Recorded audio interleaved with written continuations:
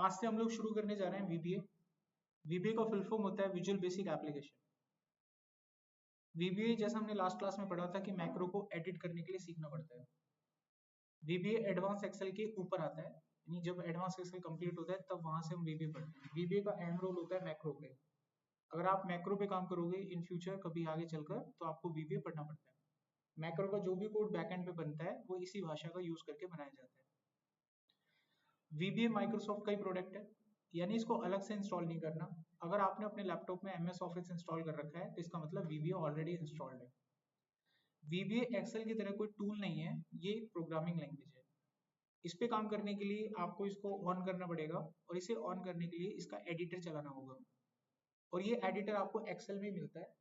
Excel को on करिए और शॉर्टकट प्रेस कर दीजिए Alt F11, आपका ये स्टार्ट हो जाएगा। या फिर मैनुअली भी आप चला सकते हैं। एक्सेल में जाएं डेवलपर टैब पे, वहां पे विजुअल बेसिक मिलेगा और काम हो जाएगा। चलिए इसको एक बार स्टार्ट करके देख लेते हैं। आपको सिंपली यहाँ पे टाइप करना है एक्सेल,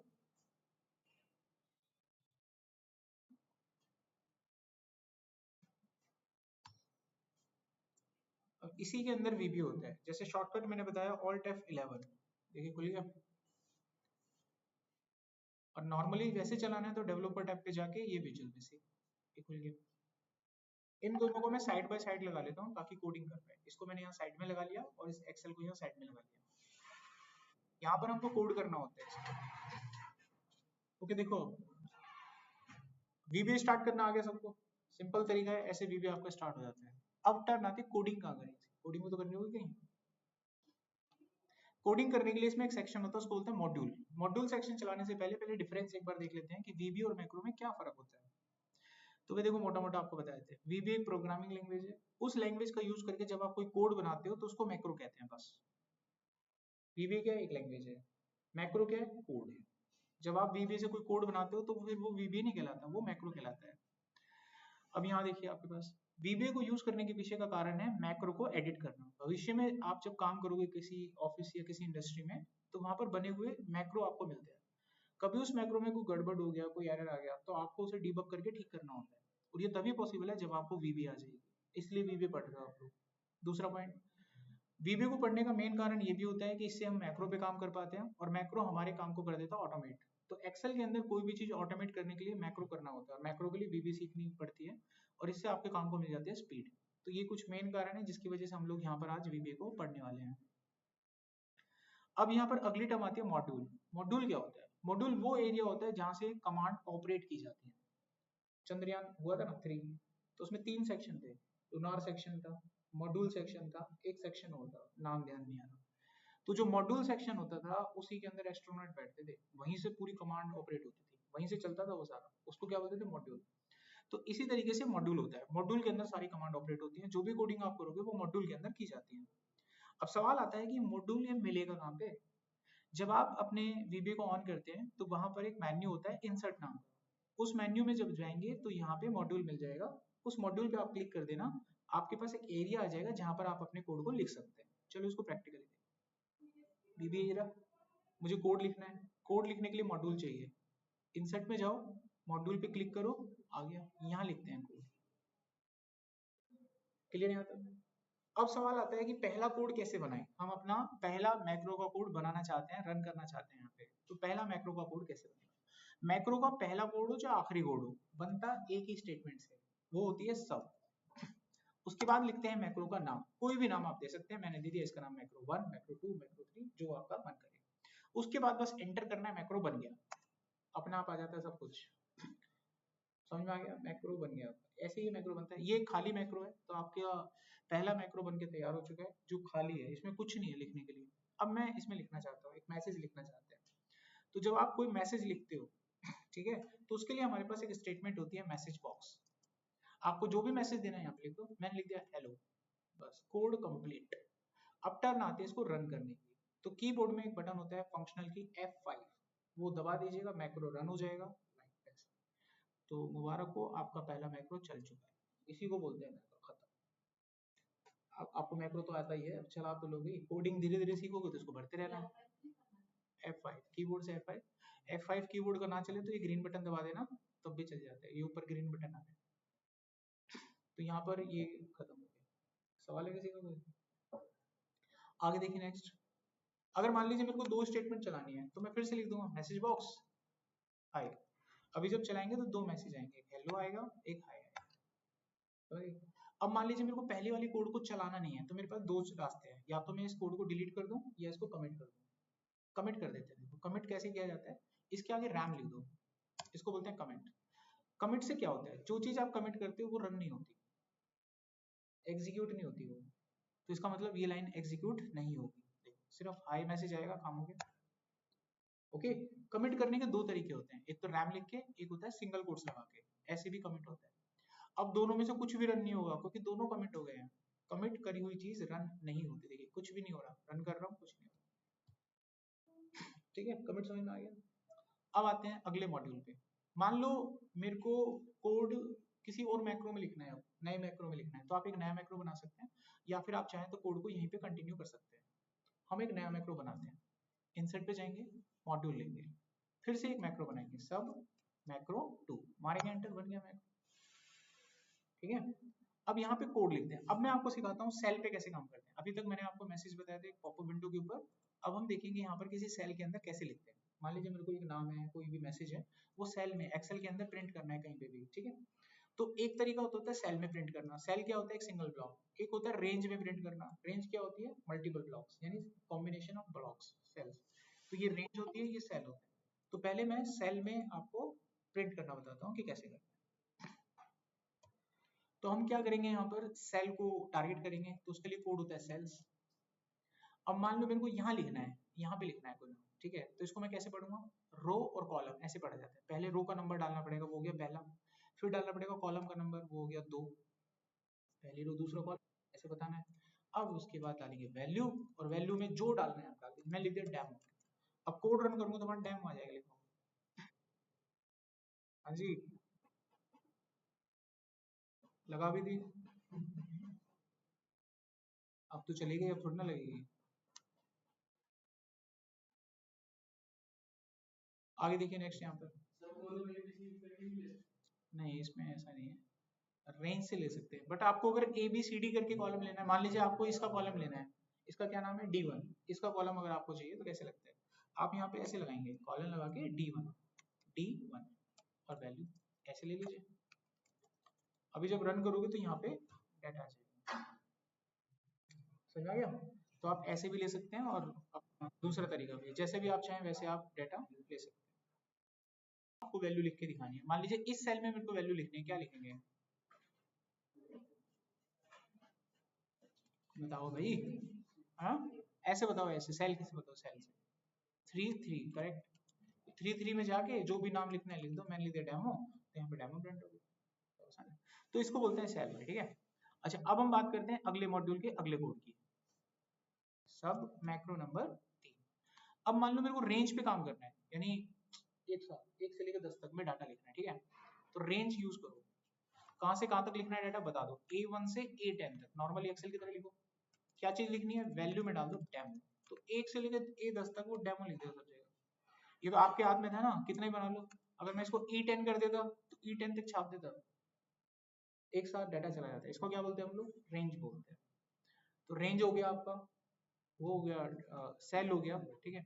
अब थोड़ा अगले टॉपिक पर चलते हैं, जिसमें हम लोग सिलेक्शन की बात करते हैं। सिलेक्शन क्या होता है, मॉड्यूल पे गए, एक और मॉड्यूल बनाया। अब एक लगे हाथ एक चीज बता देता हूँ, मान लीजिए मेरे को पिछले वाले मॉड्यूल को देखना है, पिछले वाले मैक्रो को देखना है, उस पे जो कोड मैंने लिखा था वो कहाँ से दिखेगा, यहाँ तो दिख नहीं रहा है।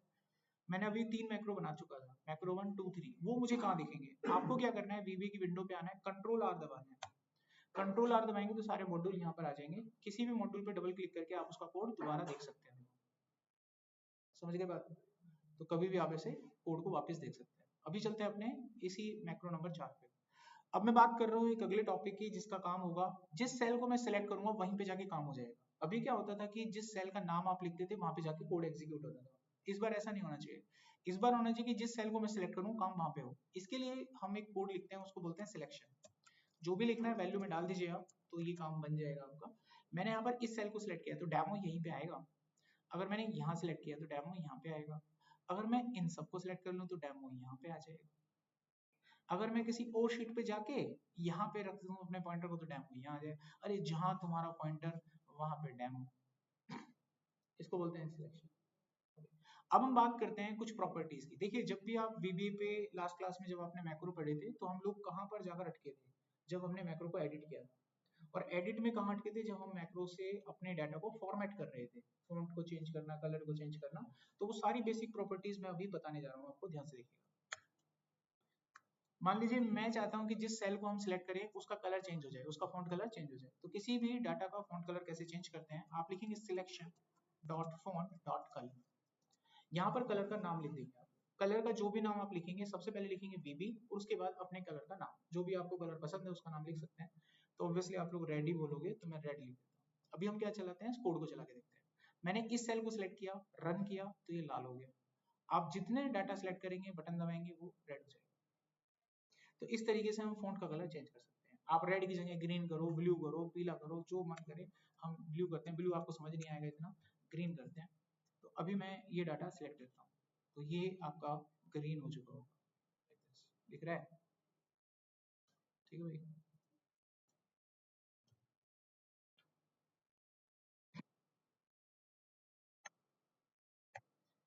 चलो कोई तो बोला, देखो ऐसे लिखते हैं उसके लिए, selection dot interior dot colour. Background colour के लिए इंटीरियर होता है, यहाँ पे लिखेंगे वीबी, जो भी कलर आपको देना है। मेरे को करना है ब्लू, वीबी ब्लू। देखो मैंने इस सेल को सिलेक्ट किया तो इसका बैकग्राउंड कलर ब्लू हो जाएगा।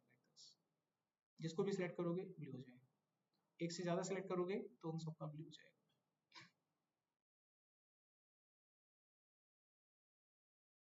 अरे ये तो तूने बेकार क्वेश्चन कर लिया, ऊपर वाला चला दूंगा ना, एक साथ नहीं हो जाएगा।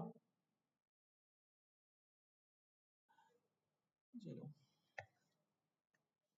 अच्छा, मान लीजिए मुझे फॉन्ट को बोल्ड करना है, तो उसके लिए कोड होता है selection dot font dot bold. इसकी प्रॉपर्टी को ट्रू कर देंगे, तो जिसको मैं सिलेक्ट करूंगा वो बोल्ड हो जाएगा। देखिए मैं इनको सिलेक्ट करता हूँ, आप देखेंगे ये बोल्ड हो गए। ठीक, किसी को इटैलिक करना है, इटैलिक, तो selection dot font dot italic, तो इटैलिक हो जाएगा। देखिए जो जो कोड आप चलाएंगे वो सब चलेगा। अब ये बोल्ड और इटैलिक दोनों चलेगा, दोनों सिलेक्ट है ना मेरे, तो दोनों चलेंगे। जो जो कोड आप चलाएंगे वो एक साथ चलता है। अगर मैं ऊपर वाले को कमिट कर देता तो नहीं चलता। अब जो कोड मैं आपको समझाऊंगा वही चला के दिखाऊंगा, समझ में आ गया कॉमन सेंस, जो चलाऊंगा, ताकि आपका फोकस वहां पे हो मैं क्या बता रहा हूँ आपको। अगला कोड, मान लो किसी फॉन्ट को मैं कट करना चाहता हूँ बीच में, पीछे से आवाज नहीं भाई। Selection dot font dot strike through, यहाँ पे करना है आपको ट्रू। अब देखिए जिस फॉन्ट को मैं सिलेक्ट करूंगा वो बीच में से कट जाएगा, कटिंग लाइक दिस, इसको बोलते हैं स्ट्राइक। अगर आप किसी फॉन्ट का नाम चेंज करना चाहते हो, साइज चेंज करना चाहते हो, तो उसके लिए लिखो selection dot font dot size. जितना भी नंबर डाल दीजिए, मैंने 22 नंबर डाला, पहली वाली रो के सभी फॉन्ट को मैं चेंज कर देता हूँ, तो इसका साइज आप देख सकते हैं बड़ा हो गया। ठीक है, इसका साइज बड़ा करना है, तो साइज देखिए मैंने बड़ा कर दिया। तो जब डाटा का साइज बड़ा होता है तो कॉलम का साइज थोड़ी ना बड़ा होता है, डाटा बड़ा होता है, डाटा बड़ा होकर क्रॉस मार गया उसको, तो साइज आप देख सकते हैं बड़ा हो चुका है आपके पास। इसको मैं यहाँ पे ऑटो एडजस्ट कर लेता हूँ ताकि आपको दिखता रहे। ओके, अब मान लीजिए मैं चाहता हूँ कि इसका फॉन्ट का नाम चेंज हो जाए। जैसे फॉन्ट होता है ना अलग अलग, एरियल होता है, टाइम्स न्यू रोमन होता है, तो इस तरीके से अगर आपको फॉन्ट का नाम चेंज करना है तो आप उसके लिए लिखेंगे selection dot font dot name. जो भी फॉन्ट आप डाल सकते हैं, मैं एक फॉन्ट डाल देता हूँ उसमें चिल्लर। देखिए ये सिलेक्ट किया, इसका फॉन्ट चेंज हो गया, जैसे चिल्लर।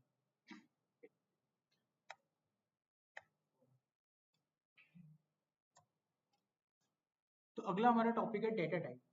डेटा टाइप क्या होते हैं, देखो जब भी आप किसी एप्लीकेशन पे काम करते हो तो एप्लीकेशन में इंफॉर्मेशन स्टोर की जाती है, जो इंफॉर्मेशन हम स्टोर करते हैं उनको डेटा कहते हैं, करेक्ट? अब ये जो डेटा होता है ये अलग अलग फॉर्मेट में होता है। एक्सेल में जब डाटा आता है तो उस डाटा का नाम अलग होता है, लेकिन किसी दूसरी भाषा में जब हम वो डाटा यूज करते हैं तो उनका नाम अलग होता है। तो इस चीज को समझो पहले आप। एक तरफ है मेरे पास एक्सेल और एक तरफ है मेरे पास वीबीए, करेक्ट? एक्सेल की दुनिया में टेक्स्ट डाटा आप सभी जानते हैं क्या होता है। क्या होता है टेक्स्ट डाटा, बोलो। हाँ, कैसा एग्जाम्पल? एग्जाम्पल डाटा बताओ, कोई डाटा इंफॉर्मेशन।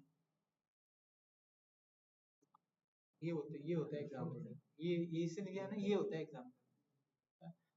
तुम लोगों के इंटरव्यू में बेटा ऐसे कभी क्लियर नहीं होंगे, जो तुम मन मन में गाते हो ना चीजें, और लेटर को टेस्ट नाम बताओ, जैसे डाटा इंफॉर्मेशन, जैसे किसी व्यक्ति का नाम, कोई एड्रेस, ऐसे बताई जाती हैं चीजें। फिर कहते हो बता के तो सारे आया था, पता नहीं कॉल नहीं करते हम। एक्सेल में टेक्स्ट डाटा समझ में आ गया, लेकिन वीबीए में सेम डाटा अलग नाम से जाना जाता है, स्ट्रिंग बोलते हैं इसको यहाँ। अगर कभी भविष्य में मेरे को किसी व्यक्ति का नाम यूज करना है या स्टोर करना है कहीं पे, डाटा करना है वीबीए में, तो हम उसको टेक्स्ट नहीं बोलेंगे, क्या बोलेंगे? मेरे मुंह से अगर कभी सुनोगे तो क्या है वो? टेक्स्ट है। अच्छा, एक्सेल के अंदर नंबर होते हैं, न्यूमेरिक डाटा होता है, वीबीए भी नंबर होते हैं, लेकिन अलग अलग तरीके से देखें। एक्सेल में दो तरह के नंबर होते हैं, आपने देखा होगा, एक होते हैं होल नंबर, सुने ना, जिसमें पॉइंट नहीं होता। अच्छा, वीबीए में होल नंबर नहीं बोलते इनको, वीबीए में इनको बोलते हैं इंटीजर, ठीक है। और क्या बोलते हैं? लॉन्ग। अगर मैं वीबीए में इंटीजर या लॉन्ग बोलूं तो आपके दिमाग में क्या आना चाहिए? सर होल नंबर की बात कर रहे हैं। अच्छा, एक नंबर और होता है यहाँ पर जिसको हम लोग बोलते हैं डेसिमल नंबर, समझते हो, पॉइंट में होता है जो नंबर। लेकिन वीबीए में डेसिमल को क्या बोलते हैं? पाइथन पढ़ा रहा हूँ मैं तुमको, है, सिंगल बोलते हैं, और क्या बोलते हैं? डबल बोलते हैं, ठीक है, सिंगल या डबल। तो सिंगल और डबल अगर मैं नाम लेता हूँ तो मैं किसकी बात कर रहा हूँ? डेसिमल की बात कर रहा हूँ। एक डाटा और होता है एक्सेल में, डेट, किसी की डेट ऑफ बर्थ अगर डालते तो डेट नाम का भी होता है।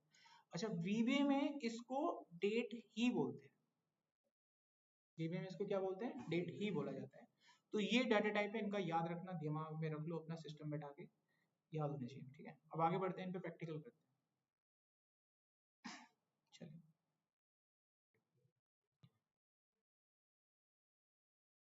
एक लेता हूं मैं न्यू विंडो, और इस बार टास्क ये दिया हमको किसी ने, यहाँ सेल में किसी व्यक्ति का नाम लिखा हुआ है, मुझे इस व्यक्ति के नाम के आगे मिस्टर ऐड करना है।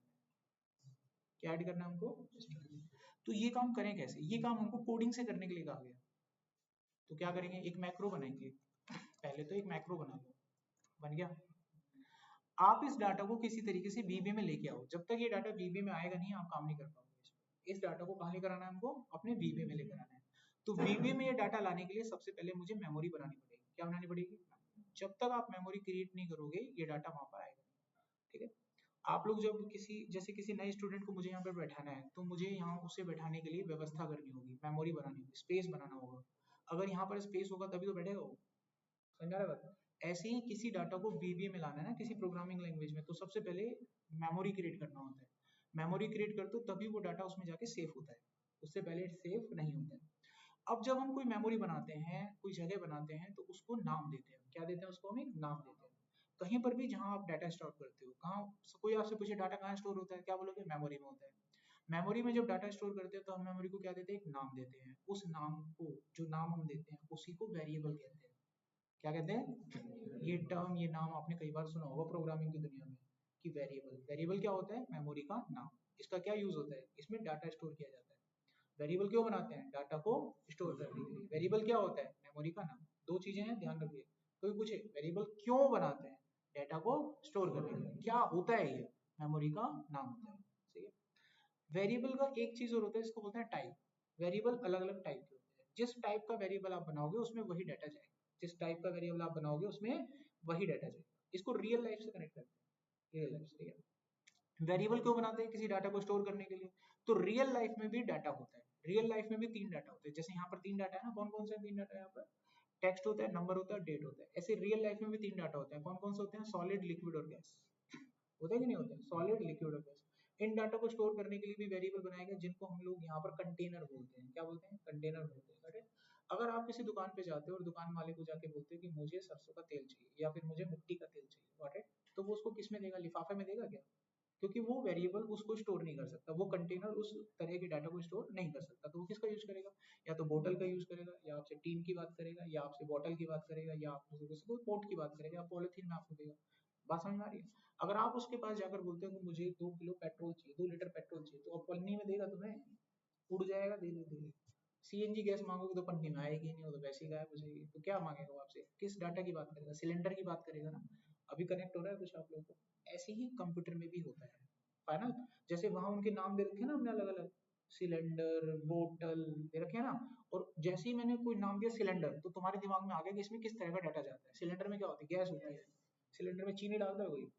क्या होती है उसमें? गैस होती है, फाइनल।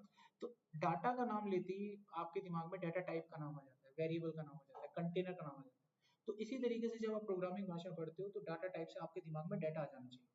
कभी मैंने बोला स्ट्रिंग तो आपके दिमाग में क्या घूम जाना चाहिए, टेक्स्ट घूम जाना चाहिए, भैया टेक्स्ट आ जाना चाहिए। मैंने नाम ले दिया इंटीजर तो दिमाग में होल नंबर आ जाना चाहिए, मतलब होल नंबर की बात। Got it? अब ये दिखने में क्या दिख रहा है तुमको, टेक्स्ट दिख रहा है। तो यहाँ टेक्स्ट को हैंडल करने के लिए क्या करना होता है, स्ट्रिंग। तो मेरे को एक मेमोरी बनानी पड़ेगी, मेमोरी बनाते हैं चलिए। अब आप कहोगे मैंने ये क्या लिख दिया, चलो समझाते हैं। मैंने यहाँ पर लिखा पहली स्टेटमेंट, पहली स्टेटमेंट मैंने क्या लिखी यहाँ पर, मैंने पहली स्टेटमेंट में लिखा डिम। डिम का मतलब होता है डिक्लेयर इनसाइड मेमोरी। डिम का मतलब क्या हो गया, डिक्लेयर इनसाइड मेमोरी। यानी मैं वीबीए को एक प्रॉमिस करके आया कि मैं मेमोरी डिक्लेयर करने जा रहा हूँ तुम्हारे पास। अब हमने बोला एक्स नाम की एक मेमोरी बना दो, ये बन गई एक्स नाम की मेमोरी ऐसे कंप्यूटर के अंदर। उसको फिर मैंने बोला कि इस तरह का टाइप इसमें बना दो। तो अब ये समझ गया कि इसमें टेक्स्ट टाइप की वैल्यू भविष्य में आप स्टोर कर सकते हो। तो इसने जो वेरिएबल क्रिएट किया होगा उसने किस चीज को ध्यान में रख के किया होगा, स्ट्रिंग को। इस x के अंदर कभी भी वैल्यू जाएगी तो वो किस टाइप की होगी, टेक्स्ट टाइप की होगी। तो टेक्स्ट टाइप की वैल्यू ये एक्सेप्टेड है, ये लीजिए आप समझिए। अब चलिए वैल्यू डालते हैं इसके अंदर। वैल्यू डालने का काम कैसे करेंगे, अभी थोड़ी देर पहले हमने पढ़ा था ना सेल 1,1। अब समझ में आया ये हमने क्यों पढ़ा था, अब वैल्यू उठाना सीख गए हम। ऐसा करने से उसमें पड़ी हुई वैल्यू आ जाएगी और वैल्यू कहाँ चली जाएगी, एक्स में चली जाएगी। समझ आ गई बात। अब मुझे इसका सही आंसर कहाँ प्रिंट करना है, इसके बगल में। इसके बगल में मुझे बनाना है मिस्टर राकेश, इसके बगल में लिखना है। तो इसके बगल वाली लोकेशन का नाम क्या है, पहली रो का दूसरा कॉलम। समझ गए बात। और वहां पर मुझे क्या लिखना है, मिस्टर, और साथ में क्या लिखना है, राजेश। तो राजेश नाम का डाटा किसके पास है, एक्स के पास है। बन गया ना, कोड रन करो F5, ये चलो। समझ में आया। तो किस तरीके से टेक्स्ट डाटा हमारे पास आया, उस पर हमने कैलकुलेशन किया और काम करके प्रिंट कर दिया। तो ऐसे आप टेक्स्ट डाटा पे काम कर सकते हैं। छोटा सा सैंपल बस मैंने आपको बताया कि कैसे होता है, कैसे मेमोरी बनती है, कैसे नाम दिया जाता है, कैसे उसका टाइप डिक्लेयर किया जाता है, कैसे वैल्यू लाई जाती है, उस पर काम करके फिर प्रिंट किया जाता है। ओके, अब लेते हैं एक दूसरा एग्जाम्पल।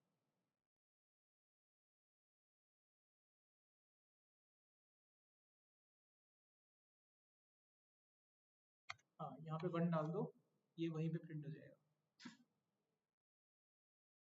अब बढ़ते हैं अगले सवाल पर, जिसमें नंबर पे काम करें। मान लीजिए यहाँ पर कोई नंबर है 23, मुझे इसका डबल करके यहाँ पे प्रिंट करना है। क्या करके, डबल करके। तो कैसे करते हैं, हम गए कोड पे, मॉड्यूल पे, एक मैक्रो बनाया, मैक्रो नंबर 7। सबसे पहले एक मेमोरी बनाई, इसको मैंने इंटीजर क्यों लिया समझ जाइए आप। ठीक है, इसके अंदर वैल्यू को स्टोर कर लेंगे हम लोग। वैल्यू हमारे पास आ गई, इसका डबल करके बगल में प्रिंट करना है। तो बगल वाली लोकेशन का नाम है B1। मैंने आपको दोनों तरीके बता दिए हैं, मैं सेल का भी यूज करके लिख सकता हूँ, ऐसे कॉलम का नाम लिख के भी कर सकता हूँ, दोनों चीजें सेम है।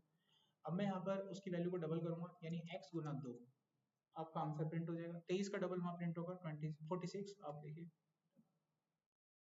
सर ये बात है। अच्छा इसमें एक प्रॉब्लम होती है, ये क्या इंटीजर एक डाटा टाइप है, क्या ये एक डाटा टाइप है। कोई भी जो डाटा टाइप होता है, हर डाटा टाइप की एक रेंज होती है। क्या होती है, रेंज होती है। हर डाटा टाइप की रेंज होती है, निर्धारित होती है। तो इसकी एक लिमिट है, इसकी एक रेंज है। इसकी जो लिमिट या रेंज है ना, वो होती है 32,767। इससे बड़ा नंबर इसमें कभी नहीं जाता। आप इससे बड़ा नंबर इसमें डाल नहीं सकते, ये लेगा ही नहीं, एक्सेप्ट नहीं करेगा, क्योंकि इससे ज्यादा गिनती इसको पता नहीं है। मैंने मान लीजिए इतना बड़ा नंबर इसमें डाल दिया, अभी अगर मैं कोड चलाऊंगा तो एरर आ जाएगा, बिकॉज इतना बड़ा नंबर ये रीड नहीं कर सकता, इट्स एन एरर। इतना समझ में आ गया। तो इस चीज को आप कैसे हैंडल करें, तो इस चीज को हैंडल करने के लिए एक दूसरा डाटा टाइप बनाया गया जिसका नाम है लॉन्ग। इसीलिए वो इंटू लॉन्ग मैंने लिखा था वहां पे, इसका नाम है लॉन्ग। लॉन्ग इस वैल्यू को बड़े प्यार से हैंडल कर लेगा। हाँ, लेकिन ये भी क्या है, एक डाटा टाइप है, और मैंने बोला डाटा टाइप की रेंज होती है, एक लिमिट होती है। तो इसकी भी एक लिमिट होती है, इसकी लिमिट होती है, वो मैं यहाँ साइड में लिख देता हूँ।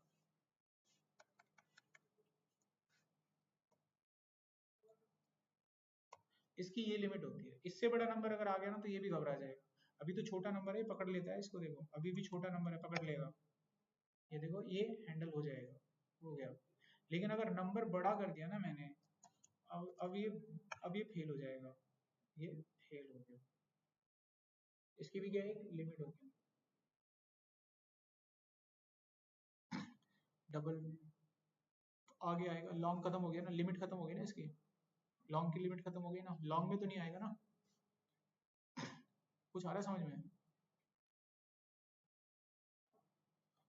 किसने दिया था जवाब। ये समझ में आ रहा है? लॉन्ग में तो नहीं होगा ना, आगे बढ़ेंगे ना। अब देखो अगर लॉन्ग में डाटा नहीं आए तो इससे भी बड़ा एक डाटा टाइप होता है।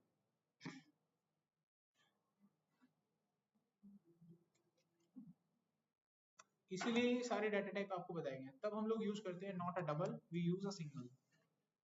अभी रन करो तुरंत आएगा, आ गया। लेकिन फिर भी वही वाली बात, ये भी डाटा टाइप है, इसकी भी एक लिमिट होती है ना। इसकी लिमिट क्या होती है देखो, कोई पता है, बता सकता है तो बताओ, पता है किसी को? इसकी लिमिट होती है 38 डिजिट, 38 डिजिट की संख्या। ये तो 20 है, प्लस 20 लिख रहा हूँ ना कहीं पे, इसका मतलब है 20 डिजिट।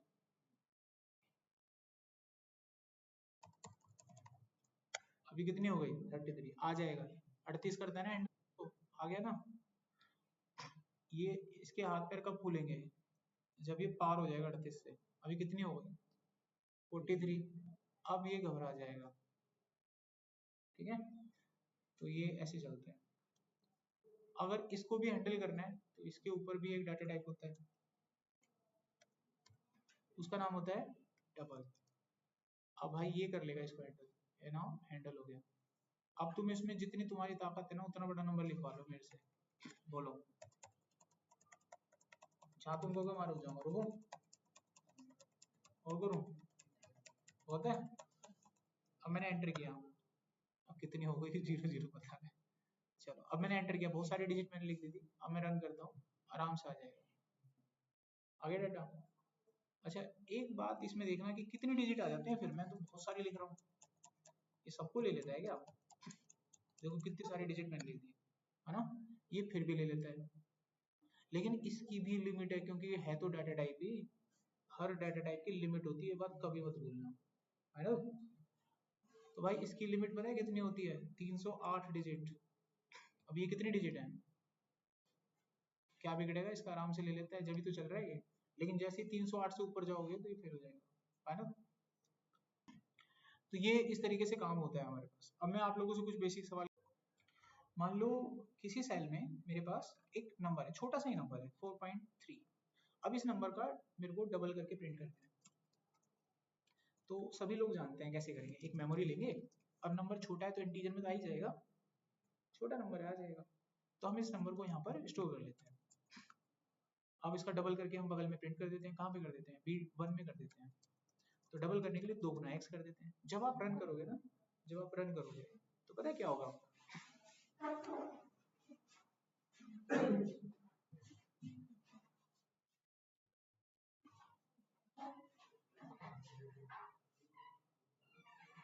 देखिए, जब आप इसे रन करेंगे तो क्या होगा? इंटीजर जो होता है होल नंबर होता है, और होल नंबर पॉइंट की वैल्यू लेता ही नहीं है। तो व्हाट डज इट मींस, ये 4 को उठाएगा, डबल करके 8 कर देगा, पॉइंट तो लेता ही नहीं है।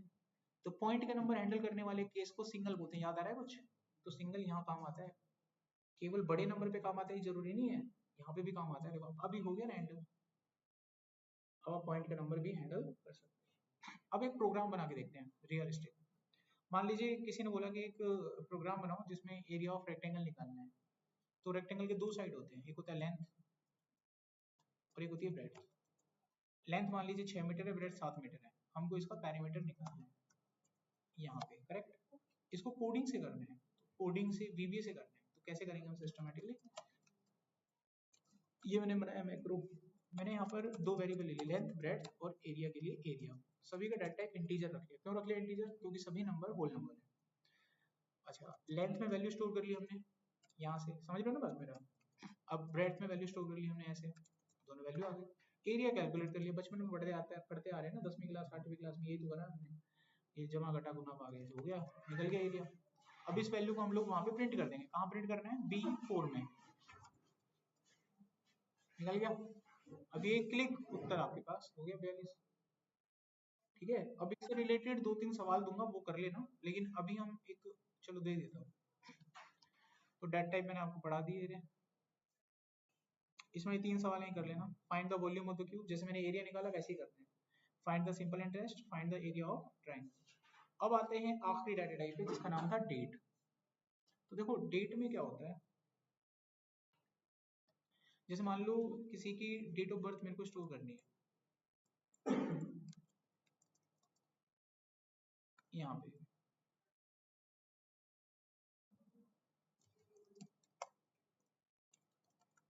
एक लिया वेरिएबल डाटा टाइप रखा डेट। अब इसके अंदर डेट स्टोर करनी है। जैसे मेरे को डालना है यहाँ पे 20 अक्टूबर 2025, दिवाली की डेट डालते हैं 20 अक्टूबर 2025। तो कैसे डालते हैं, सबसे पहले महीना लिखते हैं, उसके बाद तारीख यूएस स्टैंडर्ड फॉर्मेट में डाला है, उसके बाद ईयर ऐसे। लेकिन जब भी कभी डेट डालते हैं ना, अगर ऐसे छोड़ दिया तो ये क्या करेगा 10/20 कर देगा, और जो भी उत्तर आएगा उसको फिर बटा 2025, तो नंबर बन जाएगा अजीब सा। तो डेट फॉर्मेट को ऐसे डाला जाता है हैश में। इससे सिस्टम को समझ में आता है कि आपने डेट डाला है। अब ये वैल्यू हम कहीं प्रिंट कर लेंगे प्रिंट। अभी रन करेंगे उत्तर आ जाएगा। अब देखो एक क्वेश्चन बनता है बहुत बढ़िया सा। ठीक है, मैं यहाँ पर आपको क्या सिखा रहा हूँ, किसी वेरिएबल की वैल्यू को लॉक कैसे करते हैं। मैंने एक वेरिएबल बनाया पाए, इसके अंदर वैल्यू डाल दी हमने 3.14 डाल दिया हमने। अब हम इसकी वैल्यू को प्रिंट करते हैं सिस्टम पे। तो प्रिंट करने के लिए मैंने लिख दिया सेल्स 1,1 डॉट वैल्यू पाई। तो आप देखिएगा पाई की जो वैल्यू होगी वो वहां पे प्रिंट हो जाएगी, हो गई प्रिंट। लेकिन इस वैल्यू को कभी भी बदल सकते हो आप, क्योंकि नॉर्मल है ये तरीका। अगर मैं इसकी वैल्यू को यहाँ पर चेंज करूँ तो ये चेंज हो जाएगी। अब सिस्टम में देखो, अगर आप शेप्स पे काम कर रहे हो तो शेप्स के अंदर पाई एक ऐसा मान होता है जिसकी वैल्यू कभी चेंज नहीं होती है, वो हमेशा फिक्स रहती है। अगर ये चेंज हो गई इसका मतलब शेप गड़बड़ हो गई। पाई हमेशा वहां यूज होता है जहां पर भी कोई सर्कल टाइप की चीज का इस्तेमाल होता है। ठीक है, तो ये वैल्यू चेंज नहीं होनी चाहिए, बट ये तो चेंज हो गया, तो इससे आपका प्रोग्राम गलत हो सकता है। तो हमें किसी तरीके से इसकी वैल्यू को लॉक करना है ताकि भविष्य में ये वैल्यू चेंज ना हो पाए, एडिट ना हो पाए। तो इसके लिए वीबी हमको एक तरीका देता है, उसको बोलते हैं, मैं यहाँ पर डिम की जगह कांस्टेंट का यूज करूंगा, और जब कोई वेरिएबल आप बनाते हो, बनाते वक्त उसको वैल्यू दे दी जाती है। ऐसा करने से वैल्यू पहुंच जाएगी, वहां पे पहुंच गई। अब आप इसमें कितनी ताकत लगा लीजिए चेंज करने की, ये चेंज नहीं होगा। हमने इसको चेंज किया, एरर आ जाएगा। तो कभी कोई एप्लीकेशन या सॉफ्टवेयर बना रहे हैं जहां पर आपको लगता है कि कुछ पैरामीटर फिक्स करने हैं, तो ऐसे कर दो। हाँ, अगेन से इसको हाइड वगैरह करना बताता हूँ। देखो, मान लो ये मेरे पास कॉलम है, आप कोई भी कॉलम हाइड कर सकते हो जो आपका मन करे। मान लो आपका मन करता है कि डी कॉलम हाइड करना है आपको, तो आप यहाँ पे लिखो कॉलम्स, कौन सा कॉलम करना है हाइड, डी कॉलम, ऐसे लिख दो। अगर डी से एफ तक करना है तो ऐसे लिख दो, अगर केवल डी से डी करना है तो ऐसे लिख दो। समझिए, हाइड करने के लिए प्रॉपर्टी होती है हिडन, इसको ट्रू करोगे ये हाइड हो जाएगा। डी कॉलम गायब हो गया। अगर आपको वही कॉलम कभी वापस लाना पड़े तो यहाँ पे आपको ट्रू का बस फॉल्स करना है और वो वापस आ जाएगा। जिस तरीके से आपने कॉलम को हाइड करना सीखा, ऐसे रो को भी किया जा सकता है। आपको लिखना है रोज। अगर मान लीजिए 4 से लेके 10 तक का रो गायब करना है, तो 4 से 10 की रेंज देके एक प्रॉपर्टी वही वाली कॉल करो हिडन, और यहाँ पे ट्रू कर दो, ये गायब हो जाएगा। अगर आपको इसी को वापस लाना है तो आप वापस यहाँ पे ला सकते हैं, इसको कर दीजिए फॉल्स, ये वापस आ जाएगा। समझ में आ गया डाटा हाइड वाइड करना। 6 मिनट है। ओके, अब मैं आपको कॉलम इंसर्ट करना बताता हूँ। कॉलम कैसे इंसर्ट होता है। मान लो मेरे पास यहाँ पर कुछ नंबर्स हैं, मेरे को तीसरी रो इंसर्ट करनी है एकदम ब्लैंक, पूरी की पूरी रो मेरे को तीसरी जगह पर इंसर्ट करना है। तो इसके लिए कोड हम क्या बना सकते हैं, आप यहाँ पे लिखेंगे रेंज तीसरा वाला, ठीक है, तीसरा ही हो गया ना। उसके बाद यहाँ लिखेंगे एंटायर रो डॉट इंसर्ट, ठीक है, यानी तीसरी जो रेंज है ना आपकी, ये वाली, यहाँ पर आपने सिस्टम को बोला कि यहाँ पर मेरे को एकदम ब्लैंक पूरा का पूरा रो चाहिए, मारो आगे, रो इंसर्ट हो सकता है। अब मैं 3 की जगह यहाँ लिखता 3 से 5, 3 से 5 तक आ जाता। अगर आपको कोई डिलीट करना है, कोई रो पूरा का पूरा रो आपको उड़ाना है, डिलीट करना है, तो आपको जैसे 3 नंबर कोई रो में डिलीट कर देता हूँ, तो मैं लिखूंगा ये वाला। अगर मैं 3 से 4 कर दूंगा तो क्या होगा पता है आपको, ये तीसरा और चौथा ये दोनों उड़ जाएंगे। ठीक है, देखो 3 से 4, यहाँ पे लिखा मैंने एंटायर रो डॉट डिलीट, ये देखिए, समझ गए बात। सेम टू सेम टिट्टो ऐसे कॉलम के ऊपर भी काम होता है। अगर मैं यहाँ पे कुछ कॉलम बनाता हूँ, नेम, आईडी, एज, सैलरी, मेरे को ईमेल आईडी के लिए बी वाली जगह पर एक नया कॉलम चाहिए, मैं लिखूंगा रेंज, बी वाली रेंज पूरी ऐसे, और उसके बाद आपको लिखना है एंटायर कॉलम डॉट इंसर्ट, एक पूरा कॉलम आपको दे दिया जाएगा। कभी कोई कॉलम आपको उड़ाना हो यानी डिलीट करना हो, सेम प्रोसेस रहेगा। बी वाला आपने दिया, जो भी आपको उड़ाना है उसका नंबर देना होता है बस। अब मैं बी वाले को ही फिनिश कर देता हूँ, ये आपका कॉलम। तो रो ऐड, डिलीट, बेसिक चीजें आप लोग की हो गई। तो आपकी यहाँ पर 2 यूनिट खत्म हो जाती है। इस सेकंड यूनिट में टॉपिक आपका रह गया ऑपरेटर्स, जिसको टाइम की कमी की वजह से मैं नहीं पढ़ा रहा हूँ, बाकी कल देख लेंगे। ठीक है, क्लास ओवर करता हूँ।